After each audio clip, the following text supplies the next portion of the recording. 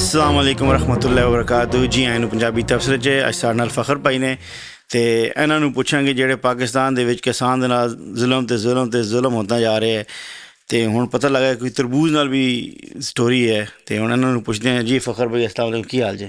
ਜੀ ਵਾਲੇਕੁਮ ਅਸਲਾਮ, ਠੀਕ ਠਾਕ। ਜੀ ਫਖਰ ਭਾਈ, ਤਰਬੂਜ਼ ਦੀ ਕੀ ਸਟੋਰੀ ਹੈ? ਕੀ ਜ਼ੁਲਮ ਹੋ ਰਿਹਾ ਹੁਣ ਤੱਕ ਕਿਸਾਨਾਂ ਨਾਲ? ਤਰਬੂਜ਼ ਦੇ ਵਿੱਚ ਆ ਕੇ ਦੋ ਚੀਜ਼ਾਂ ਨੇ ਜ਼ਿਮੀਂਦਾਰ ਨੂੰ ਮਾਰਿਆ। ਠੀਕ ਹੈ। ਇੱਕ ਤੇ ਰਗੜਾ ਸਾਨੂੰ ਲੱਗਦਾ ਹੀ ਲੱਗਦਾ ਜਿਹੜਾ ਜ਼ਿਮੀਂਦਾਰਾਂ ਦਾ ਕਸੂਰ ਹੈ। ਦੂਜਾ ਜਿਹੜਾ ਉਹ ਪੈਟਰੋਲ ਨੇ ਤੇ ਡੀਜ਼ਲ ਨੇ ਲਾਇਆ। ਸਹੀ ਗੱਲ ਹੈ ਕਿ ਅੱਗੇ ਜਿਹੜਾ ਵਪਾਰੀ ਮੰਡੀ ਤੇ ਮਾਲ ਇੱਥੋਂ ਲੈ ਕੇ ਜਾਂਦਾ ਸੀ, ਉਹਦਾ ਕਿਰਾਇਆ ਬਣਦਾ ਸੀ 25,000 30,000 ਇਸਲਾਮਾਬਾਦ ਦਾ, ਈਵਨ ਸਾਹੀਵਾਲ ਤੋਂ ਸਾਡੇ ਤੋਂ ਅੱਗੇ। ਇਸ ਟਾਈਮ ਉਹ ਹੀ ਕਿਰਾਇਆ ਜਿਹੜਾ 1.25 ਲੱਖ ਰੁਪਇਆ, ਉਹ ਥੋੜੀ ਸ਼ਹਿਰ ਹੋਵੇ ਜਿਹੜਾ ਜ਼ਿਮੀਂਦਾਰ ਕੋਲੋਂ ਮਾਲ ਖਰੀਦਿਆ ਜਾ ਰਿਹਾ ਹੈ, ਔਰ ਐਂਡ ਤੇ ਜਾ ਕੇ ਜਿਹੜਾ ਆਮ ਬੰਦੇ ਤੱਕ ਪਹੁੰਚ ਰਿਹਾ, ਉਹਨੂੰ ਪਿੱਛੋਂ ਸਸਤੇ ਹੋਣ ਦਾ ਕੋਈ ਫਾਇਦਾ ਨਹੀਂ। ਕੋਈ ਫਾਇਦਾ ਨਹੀਂ ਹੈ। ਕਿਉਂ?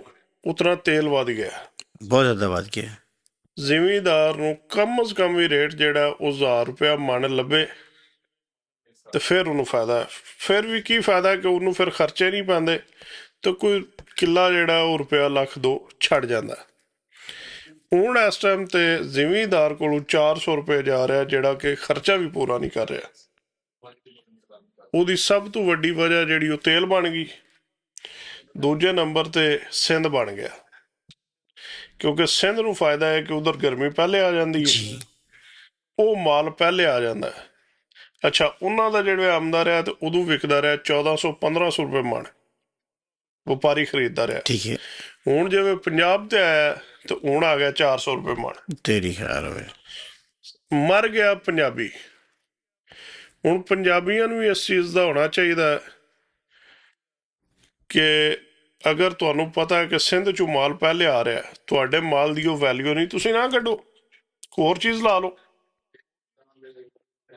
ਉਹ ਵੀ ਜਿਹੜਾ ਬਜ਼ਿਦ ਨੇ ਇਸ ਚੀਜ਼ ਤੇ ਕਿ ਉਹਨਾਂ ਵੀ ਟਿਕਾ ਕੇ ਅੱਗੇ ਨਾਲੋਂ ਜ਼ਿਆਦਾ ਲਾਇਆ।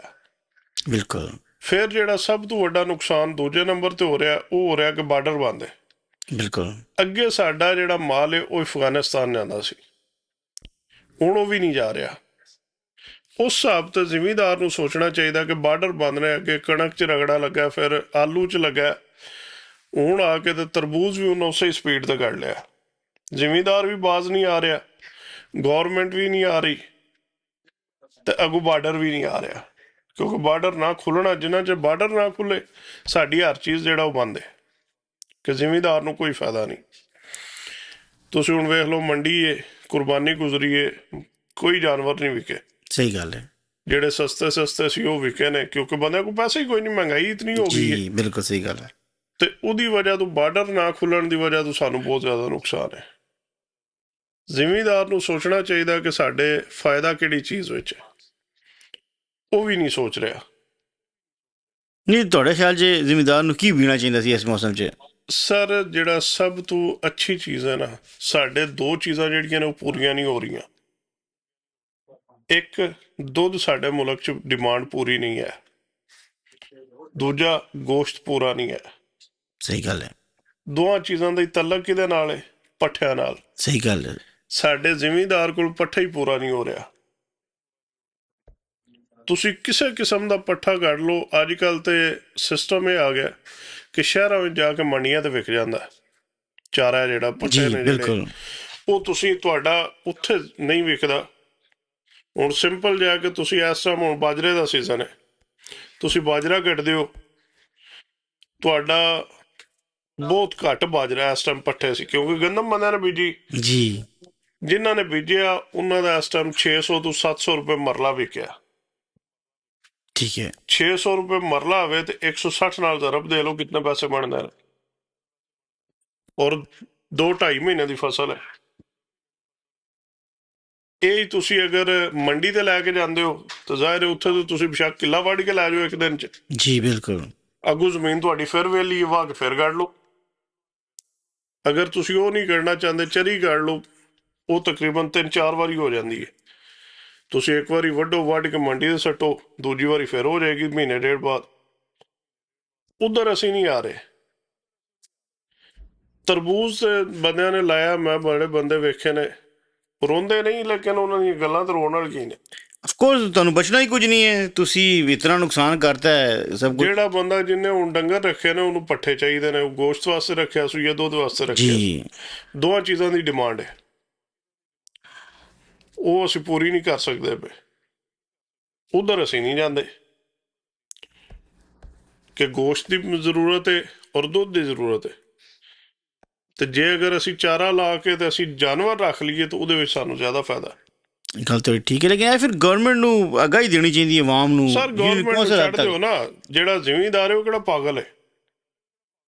ਤੁਹਾਡੀ ਗੱਲ ਜ਼ਿਮੀਂਦਾਰ ਠੀਕ ਹੈ। ਪਾਗਲ ਤਾਂ ਨਹੀਂ ਨਾ, ਉਹਨੂੰ ਪਤਾ ਹੈ ਕਿ ਅੱਗੇ ਅਗਰ ਮਿਸਾਲ ਦੇ ਤੌਰ ਤੇ ਮੇਰੇ ਪਿੰਡ ਦੇ ਵਿੱਚ ਅੱਗੇ ਲੱਗਦਾ 10 ਕਿੱਲੇ ਦੁਆਣਾ ਕਾਸ਼ਤ ਹੁੰਦਾ, ਜੀ ਹੁਣ 4 ਬੰਦਿਆਂ ਹੋਰਾਂ ਨੇ ਵੀ 10-10 ਕਿੱਲੇ ਲਾ ਲਿਆ। ਬਿਲਕੁਲ ਵੇਖਾ ਵਾਕੀ, ਵੇਖੋ ਵਾਖੀ ਤੇ ਮਾਰਕੀਟ ਤੇ ਡਾਊਨ ਹੋਣੀ ਹੈ। ਬਿਲਕੁਲ ਤੁਹਾਨੂੰ ਨਜ਼ਰ ਆ ਜਾਂਦਾ ਹੈ। ਠੀਕ ਹੈ, ਤੁਸੀਂ ਉਹ ਕੰਮ ਕਿਉਂ ਕਰਦੇ ਹੋ? ਤੁਸੀਂ ਉਹ ਕੰਮ ਕਰੋ ਜਿਹੜਾ ਕਿਸੇ ਨਹੀਂ ਕੀਤਾ, ਇੱਕ ਵੱਖਰਾ ਜਿਹਾ ਕਰਕੇ ਕਰੋ। ਸਾਰੇ ਪਿੰਡ ਦੇ ਵਿੱਚ ਸਾਰੇ ਭੈਣਾਂ ਭਰਾ ਨੇ, ਕਿਹੜਾ ਕੋਈ ਪਿੰਡਾਂ ਦੇ ਵਿੱਚ ਕੋਈ ਬਾਹਰੋਂ ਬੰਦਾ ਆਇਆ? ਸਹੀ ਗੱਲ ਹੈ। ਬਰਾਦਰੀਆਂ ਬੈਠੀਆਂ ਨੇ ਨਾ, ਜੀ ਜੀ, ਤੇ ਸਾਰਿਆਂ ਨੂੰ ਪਤਾ ਹੁੰਦਾ ਕੀ ਕਾਸ਼ਤ ਹੋ ਰਿਹਾ। ਤੁਸੀਂ ਵੰਡ ਕੇ ਕਰ ਲਓ। ਨਹੀਂ ਪਹਿਲੋਂ ਤਾਂ ਸਿਸਟਮ ਹੁੰਦਾ ਸੀ ਜਗ੍ਹਾ ਤੇ ਬਹਿੰਦੇ ਸੀ, ਬੈਠਕ ਹੁੰਦੀ ਸੀ ਜਾਂ ਕਿਤੇ ਗੱਪਸ਼ਪ ਹੁੰਦੀ ਸੀ। ਹੁਣ ਫੋਨ ਹੈ ਨਾ, ਹੁਣ ਫੋਨ ਆ ਗਏ, ਹੁਣ ਕੋਈ ਕਿਸੇ ਦੀ ਮੈਂ ਸੁਣਦਾ ਹੀ ਨਹੀਂ ਹੈ ਹੀ ਕੋਈ ਨਹੀਂ। ਹੁਣ ਆਪੇ ਦੁਨੀਆ ਨਹੀਂ ਪਤਾ ਨਹੀਂ ਕੀ ਵੇਖਦੇ ਰਹਿੰਦੇ ਹੋ, ਤੇ ਵੇਖਦੇ ਹੋ ਕਿ ਜੀ ਉਹਨੇ ਪਿਛਲੀ ਦਫਾ ਇਹ ਕੀਤਾ ਸੀ ਤੇ ਇਹ ਮੁਨਾਫਾ ਹੋਇਆ ਤੇ ਅਸੀਂ ਵੀ ਇਹੀ ਕਰ ਦਈਏ। ਸਰ ਤੁਸੀਂ ਕਦੀ ਵੀ, ਮੈਂ ਬੰਦੇ ਕੋਲੋਂ ਸੁਣਿਆ, ਉਹਨੇ ਕਿਹਾ ਜੀ ਸਾਡੇ ਬੰਦੇ ਕੀ ਕਰਦੇ ਨੇ ਕਿ ਹੁਣ ਆਲੂ 'ਚ ਮਾਰ ਪਈ ਹੈ ਨਾ, ਤੇ ਅਗਲੀ ਵਾਰੀ ਕਿਸੇ ਬੰਦੇ ਨੇ ਆਲੂ ਨਹੀਂ ਕੱਢਣਾ, ਉਹ ਮਹਿੰਗਾ ਹੋ ਜਾਣਾ ਹੈ। ਤੇ ਆਲੂ ਮਹਿੰਗਾ ਹੋ ਜਾਣਾ। ਬਿਲਕੁਲ। ਉਹਨੇ ਕਿਹਾ ਕੋਈ ਵੀ ਫਸਲ ਜਿਹੜੀ ਇਸ ਸਾਲ ਜਿਹਨੇ ਮਾਰ ਦਿੱਤੀ ਹੈ, ਅਗਲੇ ਸਾਲ ਉਹਨੇ ਹੀ ਫਾਇਦਾ ਦੇਣਾ। ਵੇਖੋ ਤੁਹਾਨੂੰ, ਉਹਨੇ ਕਿਹਾ ਜਦੋਂ ਗੱਡਦੇ ਨੇ ਤਾਂ ਸਾਰੇ ਹੀ ਕੱਢ ਲੈਂਦੇ ਨੇ, ਜਦੋਂ ਨਹੀਂ ਕੱਢਦੇ ਫਿਰ ਸਾਰੇ ਹੀ ਨਹੀਂ ਕੱਢਦੇ। ਬਿਲਕੁਲ। ਇੱਥੇ ਤੁਸੀਂ ਵੇਖੋ ਕੈਲੀਫੋਰਨੀਆ ਦੇ ਵਿੱਚ ਇਤਨਾ ਕੁ ਆਲੂ ਹੈ ਨਾ ਕਿ ਉਹ ਡੰਗਰਾਂ ਕੇ ਢੇਰ ਲੱਗੇ ਨੇ। ਬਿਲਕੁਲ ਮੈਂ ਅੱਖਾਂ ਨਾਲ ਵੇਖਿਆ। ਅੱਛਾ, ਲੇਕਿਨ ਫਿਰ ਵੀ ਇੱਥੇ ਤੁਸੀਂ ਵੇਖੋ ਮਾਰਕੀਟਾਂ 'ਚ ਅੱਗੇ ਪਿੱਛੇ ਆਲੂ ਦੀ 700 ਸ਼ੈ ਬਣ ਜਾਂਦੀ ਹੈ। ਬਣ ਜਾਂਦੀ ਹੈ। ਅਸੀਂ ਤੁਹਾਨੂੰ ਮੈਂ ਉਸ ਕਿਹਾ ਸੀ ਕਿ ਗਵਰਨਮੈਂਟ ਨੂੰ ਐਕਸਪਲੇਨ ਕਰਨਾ ਚਾਹੀਦਾ ਆਵਾਮ ਨੂੰ। ਸਰ ਤੁਸੀਂ ਮੈਨੂੰ ਕਹੋ ਕਿ ਬਾਰ-ਬਾਰ ਗਵਰਨਮੈਂਟ ਵੱਲ ਜਾਂਦੇ ਭਾਈ, ਗਵਰਨਮੈਂਟ ਤੁਹਾਨੂੰ ਸਾਹ ਲੈਣ ਦੇ ਵੀ ਪੈਸੇ ਚਾਰਜ ਕਰ ਰਹੀ, ਟੈਕਸ ਕਰ ਰਹੀ ਹੈ, ਹਰ ਚੀਜ਼ ਤੁਹਾਡੇ ਕੋਲ ਕਰ ਰਹੀ ਹੈ, ਤਾਂ ਆਪਣੀ ਜਾਬ ਤਾਂ ਕਰੇ ਨਾ ਫਿਰ। ਸਰ ਇਸ ਟਾਈਮ ਗਵਰਨਮੈਂਟ ਜੋ ਕਰ ਰਹੀ ਹੈ ਨਾ ਜੀ, ਉਹਨੂੰ ਤੇ ਅੱਲਾ ਹੀ ਪੁੱਛੇਗਾ ਇਨਸ਼ਾਅੱਲਾ, ਅੱਲਾ ਕਰੇ ਜਲਦੀ ਪੁੱਛੇ। ਸੌਰੀ, ਸਾਡਾ ਮਸਲਾ ਹੈ ਕਿ ਅਸੀਂ ਆਪੂ ਕੋਈ ਨਹੀਂ ਕਰਦੇ। ਸਹੀ ਗੱਲ ਹੈ। ਸਾਨੂੰ ਆਪੂ ਕਰਨਾ ਪੈਣਾ। ਅਸੀਂ ਅਗਰ ਚਲੋ ਜੀ ਮੈਂ ਇਕੱਲਾ ਨਹੀਂ ਕਰ ਸਕਦਾ, ਤਾਂ ਸਾਡੇ 'ਚ ਇਤਨਾ ਤਾਂ ਹੋਣਾ ਚਾਹੀਦਾ ਨਾ ਕਿ ਅਸੀਂ 4 ਭਰਾ ਰਲ ਕੇ ਕਰ ਲਈਏ। ਜੀ, ਤੁਸੀਂ ਆਲੂ ਲਾਇਆ ਇੱਥੇ, ਤੁਸੀਂ ਵੇਖਿਆ ਹੋਏਗਾ, ਤੁਸੀਂ ਜਾਂਦੇ ਹੋ ਆਲੂ ਦਾ ਸੀਜ਼ਨ ਨਹੀਂ, ਤੁਹਾਨੂੰ ਆਲੂਆਂ ਦੇ ਜਨਾਬ 10-10 ਕਿਲੋ ਦੇ ਫਰਾਈਜ਼ ਬਣੇ ਲੱਭਦੇ। ਬਿਲਕੁਲ ਦੁਨੀਆ ਲੈਂਦੀ ਨਹੀਂ, ਬਿਲਕੁਲ। ਤੁਹਾਨੂੰ ਉਹਦੀਆਂ ਹੋਰ ਬੜੀਆਂ ਚੀਜ਼ਾਂ ਬਣੀਆਂ ਲੱਭਦੀਆਂ ਨੇ। ਕਿਉਂ ਨਹੀਂ ਕਰਦੇ? ਜਿਤਨੀ ਤੁਹਾਡੇ ਮੁਲਕ ਦੀ ਆਬਾਦੀ ਹੈ ਨਾ, ਤੁਸੀਂ ਉਹਦੀ ਖੁਰਾਕ ਪੂਰੀ ਕਰ ਹੀ ਨਹੀਂ ਰਹੇ, ਨਹੀਂ ਹੋ ਸਕਦੀ ਹੈ। ਕੋਈ ਨਹੀਂ ਸਕਦੀ। ਔਰ ਪਤਾ ਨਹੀਂ ਕਿਤਨੇ ਪਰਸੈਂਟ ਤੁਹਾਡੀ ਬਾਹਰੋਂ ਖੁਰਾਕ ਆ ਰਹੀ ਹੈ ਹਰ ਕਿਸਮ ਦੀ, ਜਿਹੜੇ ਤੁਹਾਡੇ ਮੁਲਕ ਤੇ ਮਤਲਬ ਕਰਜ਼ੇ ਤੇ ਕਰਜ਼ਾ ਚੜੀ ਜਾ ਰਿਹਾ ਕਿ ਤੁਸੀਂ ਆਵਾਮ ਨੂੰ ਖਵਾ ਵੀ ਨਹੀਂ ਸਕਦੇ ਪਏ ਪੂਰੀ ਤਰ੍ਹਾਂ। ਇੱਥੇ ਉਹਦਾ ਹਲਵਾ ਜਿਹਾ ਬਣਿਆ ਹੁੰਦਾ, ਉਹਨੂੰ ਪਤਾ ਨਹੀਂ ਕੀ ਕਹਿੰਦੇ ਤੁਸੀਂ ਅੰਗਰੇਜ਼ੀ 'ਚ, ਉਹ ਡੱਬਿਆਂ 'ਚ ਪੈਕ ਹੋਇਆ ਹੁੰਦਾ, ਜੀ ਮੈਸ਼ ਪੋਟੈਟੋ। ਜੀ ਜੀ ਬਿਲਕੁਲ। ਉਹ ਹੁਣ ਅਗਰ ਉੱਥੇ ਬਣ ਜਾਏ ਤਾਂ ਦੁਨੀਆ ਨਹੀਂ ਖਰੀਦੇਗੀ। ਉਹਦੀ ਬਕਾਇਦਾ ਰੋਟੀ ਬਣ ਸਕਦੀ ਹੈ ਆਲੂ ਦੀ। ਮਿਸਾਲ ਦੇ ਰਹੇ ਨਾ ਕਿ ਤੁਸੀਂ ਗੱਲ ਕਰ ਰਹੇ ਨਾ। ਜੀ ਜੀ, ਤੁਸੀਂ ਉਹਦਾ ਮੈਸ਼ ਪੋਟੈਟੋ, ਉਹਨੂੰ ਤੁਸੀਂ ਉੱਥੇ ਮਸ਼ੀਨ ਲਾਓ, ਮੈਸ਼ ਕਰਨਾ ਕੀ ਹੈ? ਉਹ ਚੱਕੀ ਲੱਗੀ, ਉਹਨੇ ਆਪੇ ਤੇ ਉਹ ਮੈਸ਼ ਹੋ ਗਿਆ ਜੀ। ਅੱਗੇ ਬੀਬੀਆਂ ਦੌਰੀ 'ਚ ਕੁੱਟਦੀਆਂ ਸੀ, ਹੁਣ ਮਸ਼ੀਨਾਂ ਆ ਗਈਆਂ ਨੇ। ਬਿਲਕੁਲ।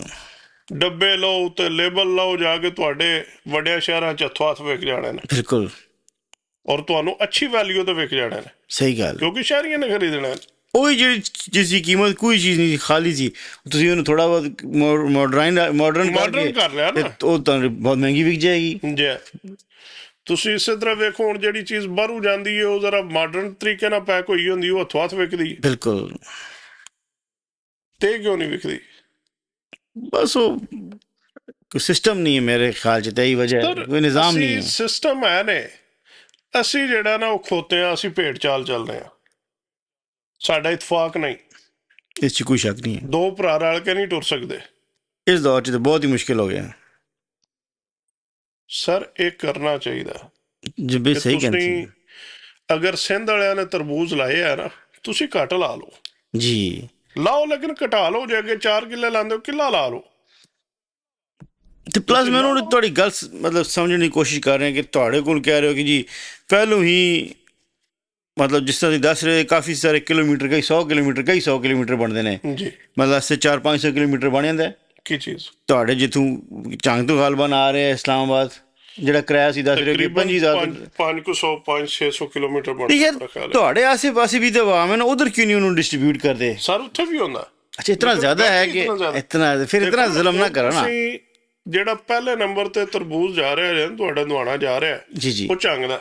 ਬਿਲਕੁਲ ਕਿ ਉਹ ਦਰਿਆ ਹੈ ਨਾ, ਦਰਿਆ ਦੀ ਜ਼ਮੀਨ ਹੈ, ਪਾਣੀ ਕੋਈ ਨਹੀਂ ਬੰਦਿਆਂ ਨੇ ਗੱਡ ਛੜਿਆ। ਬਿਲਕੁਲ। ਫਿਰ ਤੁਹਾਡਾ ਦੁਆਣਾ ਆ ਰਿਹਾ ਹੈ ਦਰਿਆ ਸਤਲੁਜ ਤੋਂ, ਬਿਲਕੁਲ ਦਰਿਆਵਾਂ ਦੇ ਨਜ਼ਦੀਕ, ਬਿਲਕੁਲ ਦਰਿਆ ਦੇ ਵਿੱਚ ਗੱਡਿਆ। ਅੱਛਾ, ਉਹ ਜ਼ਮੀਨ ਦੇ ਵਿੱਚ ਲਾਤਾ ਨੇ। ਕਿਹੜਾ ਪਾਣੀ ਆ, ਦਰਿਆ ਦੇ ਵਿੱਚ ਗੱਡਿਆ, ਪਾਣੀ ਵੀ ਨਹੀਂ ਲਾਣਾ। ਫਿਰ ਕੁਝ ਨਾਲੇ ਦਾ ਦੁਆਣਾ ਚੱਲਦਾ। ਇਹ ਅੱਗੇ ਜਿਤਨਾ ਦੁਆਣਾ ਦਰਿਆ ਸਤਲੁਜ ਦਾ ਸੀ ਨਾ ਔਰ ਝੰਗ ਦਾ, ਇਹਨੂੰ ਪੈਂਦਾ ਸੀ ਕੇਪੀ, ਉਹ ਅੱਗੇ ਭੇਜਦੇ ਸੀ ਅਫਗਾਨਿਸਤਾਨ ਜੀ।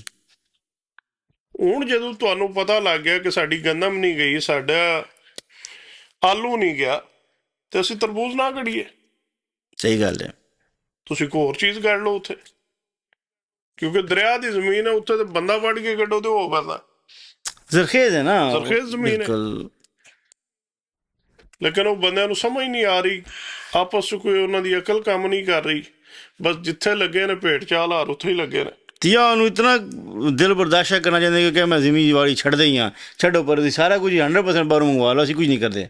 ਨਹੀਂ, ਇਹ ਵੀ ਨਹੀਂ ਹੋ ਸਕਦਾ ਨਾ। ਹੋ ਨਹੀਂ ਸਕਦਾ, ਲੇਕਿਨ ਤੁਹਾਨੂੰ ਬਾਰ-ਬਾਰ ਨੁਕਸਾਨ ਹੋਏਗਾ ਤੇ ਤੁਸੀਂ ਕਿਸ ਤਰ੍ਹਾਂ ਚੱਲੋਗੇ? ਕਿਉਂਕਿ ਜ਼ਿਆਦਾਤਰ ਇਲਾਕੇ 'ਚ ਇਹ ਹੁੰਦਾ ਕਿ ਤੁਸੀਂ ਟਰੈਕਟਰ ਵਾਲੇ ਨੂੰ ਵੀ ਪੈਸੇ ਤਾਂ ਦੇਣੇ ਜੇ ਤੁਹਾਡੀ ਵਿਕੇਗੀ ਫਸਲ, ਪੂਰਾ ਸਾਲ ਸੀ ਤੂੰ ਕਰਾਉਣਾ ਹੈ, ਬੀ ਖਾਦ ਇਹ ਉਹ, ਤੁਸੀਂ ਕਹਿੰਦੇ ਯਾਰ ਵਿਕੇਗੀ ਦੇ ਦੇਂਗਾ। ਜੀ ਹੁਣ ਜੇ ਵਿਕਣੇ ਤੋਂ ਬਾਅਦ ਵੀ ਤੁਸੀਂ ਨੈਗੇਟਿਵ ਜਾ ਰਹੇ ਹੋ, ਤੁਹਾਨੂੰ ਨੁਕਸਾਨ ਹੋ ਗਿਆ, ਤੇ ਤੁਸੀਂ ਉਹਨਾਂ ਨੂੰ ਕਿਸ ਤਰ੍ਹਾਂ ਉਧਾਰ ਦੋਗੇ? ਹੁਣ ਸਾਡੀ ਇਹ ਗੰਦਮ ਆਈ ਹੈ ਜੀ ਸਰ, ਗੰਦਮ ਦਾ ਰੇਟ ਸਾਨੂੰ ਕੀ ਲੱਭਾ? 3300 ਰੁਪਏ। 3500 ਗੌਰਮੈਂਟ ਦਾ ਸੀ, 3300 ਰੁਪਏ ਸਾਨੂੰ ਲੱਭਾ। ਸਹੀ ਗੱਲ ਹੈ। 200 ਵਪਾਰੀ ਖਾ ਗਿਆ, ਗੌਰਮੈਂਟ ਖਾ ਗਈ ਹੈ। ਅੱਛਾ, ਹੁਣ ਉਹੀ ਗੰਦਮ ਰੇਟ ਚੜ ਗਿਆ। ਉਹ ਸਿਰਫ ਗਰੀਬ ਬੰਦੇ ਨੂੰ ਪਸੰਦ ਨੇ ਨਾ, ਜਿਹਨੂੰ ਮਜਬੂਰੀ ਹੁੰਦੀ ਹੈ। ਇਸ ਦਫਾ ਜਿਹੜਾ ਤੁਹਾਡਾ ਰੇਟ ਹੈ, ਇਹ ਤਕਰੀਬਨ 5000 ਨੂੰ ਟੱਚ ਕਰ ਜਾਏਗਾ। ਠੀਕ ਹੈ। ਹੁਣ ਜ਼ਿਮੀਂਦਾਰ ਨੂੰ ਉਹਦਾ ਕੀ ਫਾਇਦਾ ਹੋਇਆ? ਉਹਨੂੰ ਤਾਂ ਰਗੜਾ ਹੀ ਦਿੱਤਾ ਨੇ। ਅਗਰ ਇਹ 1500 ਜ਼ਿਮੀਂਦਾਰ ਤੱਕ ਜਾਂਦਾ ਤੇ ਉਹਨੇ ਤਾਂ ਛਾਲਾਂ ਮਾਰਨੀਆਂ ਸੀ, ਕਿਉਂਕਿ ਇਹ ਉਹਦੀ ਬੱਚਤ ਹੈ। ਬਿਲਕੁਲ, ਉਹਦੀ ਬੱਚਤ ਲੈ ਗਿਆ ਵਪਾਰੀ ਤੇ ਗੌਰਮੈਂਟ। ਆਪਣੀ ਇਹਨਾਂ ਦੇ ਹੁੰਦੇ ਨੇ ਖਾਸੁਲ ਖਾਸ, ਜਿਹੜੇ ਆਮ ਬੰਦਾ ਵੀ ਵਪਾਰੀ ਨਹੀਂ ਬਣ ਸਕਦਾ। ਬੰਦੇ ਨੂੰ ਤਾਂ ਦਿੰਦਾ ਹੀ ਨਹੀਂ ਜੀ, ਆਮ ਬੰਦਾ ਵਪਾਰੀ ਨਹੀਂ ਆਮ ਬਣ ਬੰਦੇ ਕੋਲ ਤਾਂ ਆ ਹੀ ਨਹੀਂ ਸਕਦੀ ਨਾ। ਬਿਲਕੁਲ। ਤੇ ਉਹ ਗੌਰਮੈਂਟ ਤੇ ਸਾਰਾ ਉਹ ਰਗੜਾ ਲਾਉਣ ਤੇ ਬੈਠੇ ਨੇ, ਉਹਨਾਂ ਨੂੰ ਰਗੜਾ ਲਾਣਾ ਉਹ ਲਾਈ ਜਾ ਰਹੇ ਨੇ। ਜੀ। ਦੂਸਰਾ ਚੀਨੀ ਕਹਿ ਰਹੇ ਸਨ ਕਿ ਜ਼ਿਆਦਾ ਹੋ ਗਈ ਹੈ, ਮੁਲਕ ਨੂੰ ਫਾਇਦਾ ਸਸਤੀ ਕਰਨ ਦੀ ਬਜਾਏ ਕਹਿੰਦੇ ਨੇ ਕਿ ਐਕਸਪੋਰਟ ਕਰਨੀ ਹੈ। ਚੀਨੀ ਮੇਰਾ ਕੋਲ ਹੈ ਨਾ, ਤੇ ਉਹ ਕਰਕੇ ਉਧਰੋਂ ਵੀ ਫਿਰ ਸਬਸਿਡੀ ਲੈ ਲੈਂਦੇ ਨੇ ਕਿ ਯਾਰ ਸਾਨੂੰ ਨੁਕਸਾਨ ਹੋ ਗਿਆ। ਤੁਹਾਨੂੰ ਉਹ ਚੀਨੀ ਜਾਏਗੀ ਜੀ, ਉਹ ਨੁਕਸਾਨ ਕਲੇਮ ਕਰਕੇ ਸਬਸਿਡੀ ਲਾ ਲੈਣਗੇ। ਬਿਲਕੁਲ। ਸ਼ੂਗਰ ਮਿਲਾਂ ਕਿਹਦੀਆਂ ਨੇ? ਵੱਡੇ ਲੋਕਾਂ ਦੀਆਂ। ਨਹੀਂ, ਵੱਡਿਆਂ ਕਿਹੜਿਆਂ ਦੀਆਂ? ਟੋਟਲ 4-5 ਬੰਦਿਆਂ ਜਿਨ੍ਹਾਂ ਦੀਆਂ ਸ਼ੂਗਰ ਮਿਲਾਂ ਨੇ। ਮੀਆਂ ਸਾਹਿਬਾਨ, ਜ਼ਰਦਾਰੀ ਸਾਹਿਬਾਨ, ਜਹਾਂਗੀਰ ਤਰੀਨ, ਉਹਨਾਂ ਦੀਆਂ ਮਿਲਾਂ ਨਾ। ਹਾਲਾਂਕਿ ਗੰਨਾ ਜਿਹੜਾ ਉਹ ਪਾਕਿਸਤਾਨ ਵਾਸਤੇ ਜ਼ਹਿਰ ਹੈ, ਪਾਣੀ ਬਹੁਤ ਚੂਸਦਾ ਹੈ। ਪਾਣੀ ਸਾਡੇ ਕੋਲ ਹੈ ਨਹੀਂ, ਉਹ ਪਾਣੀ ਲੈ ਰਿਹਾ ਜੀ। ਔਰ ਜਿਹੜਾ ਸਭ ਤੋਂ ਵੱਡਾ ਲਾਸ ਕਰ ਗਿਆ ਸਾਡੇ ਕੋਲ ਇੰਡਸਟਰੀ ਕੱਪੜੇ ਦੀ, ਔਰ ਅਸੀਂ ਕਪਾਹ ਕੱਢਦੇ ਜੀ। ਮੈਂ ਆਪੂ ਵੇਖੀ ਹੈ ਸਾਡੇ ਕੋਲ ਆਉਂਦੀ, ਹੁਣ ਨਹੀਂ ਕੱਢਦੇ ਬੰਦੇ। ਉਹ ਥੋੜਾ ਲੰਬਾ ਪ੍ਰੋਸੈਸ ਗਲਬਨ ਹੈ ਜਾਂ ਨਹੀਂ? ਰੇਟ ਕੋਈ ਨਹੀਂ। ਅੱਛਾ। ਹਾਲਾਂਕਿ ਪਾਕਿਸਤਾਨੀ ਕਾਟਨ ਬੜੀ ਅੱਛੀ ਹੁੰਦੀ ਸੀ ਜਿਸ ਵਕਤ ਹੁੰਦੀ ਸੀ, ਪੂਰੀ ਦੁਨੀਆ ਦੇ ਮਸ਼ਹੂਰ ਸੀ ਜੀ। ਔਰ ਹੁਣ ਉਹ ਕਾਟਨ ਹੈ ਹੀ ਨਹੀਂ। ਹੁਣ ਤੁਹਾਡੇ ਜਿਹੜਾ ਜਾ ਕੇ ਅੱਗੇ ਮੁਲਤਾਨ ਤੋਂ ਅੱਗੇ ਜਾ ਕੇ ਲੱਭਦੀ ਹੈ। ਬਿਲਕੁਲ। ਵਰਨਾ ਇਹ ਮੰਡੀ ਬਹਾਵਲਦੀਨ ਤੋਂ ਸ਼ੁਰੂ ਹੋ ਜਾਂਦੀ ਸੀ ਕਾਟਨ। ਮੰਡੀ ਬਹਾਵਲਦੀਨ, ਸਰਗੋਦਾ, ਝੰਗ, ਮੁਲਤਾਨ, ਇਹ ਸਾਰੀ ਕਾਟਨ ਹੁੰਦੀ ਸੀ। ਤੇ ਹੁਣ ਸਾਰਾ ਇਲਾਕਾ ਗਲਬਨ ਗੰਨੇ ਚਲਾ ਗਿਆ। ਇਹ ਗੰਨੇ ਤੇ ਚਲਾ ਗਿਆ। ਬਿਲਕੁਲ।